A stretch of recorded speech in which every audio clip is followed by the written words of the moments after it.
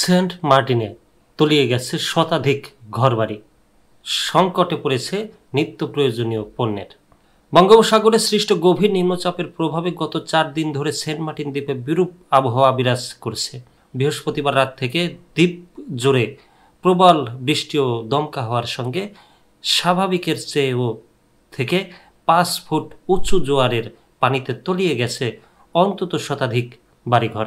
Saint মার্টিনের পর্যটন ব্যবসায়ী আব্দুল মালেক জানান, দ্বীপের চারপাশে দেখা দিয়েছে ভাঙন। দ্বীপের গলাচিপা, কোনাপাড়া ও দক্ষিণপাড়া এলাকায় ঘরবাড়ি পানিতে তলিয়ে গেছে। অনেক এলাকায় ঢুকে পড়েছে সাগরের পানি। সেন্ট মার্টিন ইউনিয়ন পরিষদের ভারপ্রাপ্ত চেয়ারম্যান ফয়জুল ইসলাম বলেন, বঙ্গোপসাগরের নিম্নচাপের কারণে দ্বীপে জোয়ারের পানি স্বাভাবিকের চেয়ে অনেক বেশি।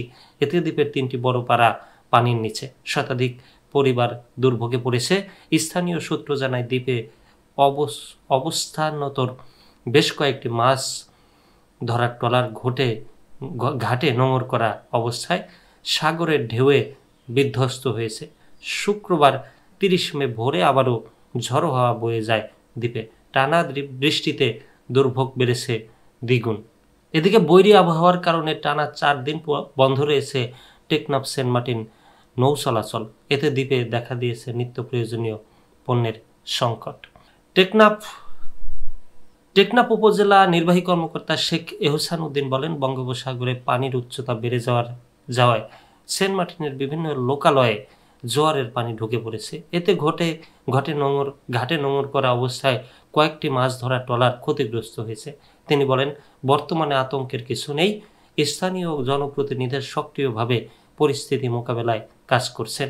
যদি পরিস্থিতি আরও খারাপ হয় তাহলে লোকজনকে সরিয়ে নিরাপদ আশ্রয় নেওয়ার প্রস্তুতি রয়েছে। এখনও সে ধরনের অবস্থা হয়নি।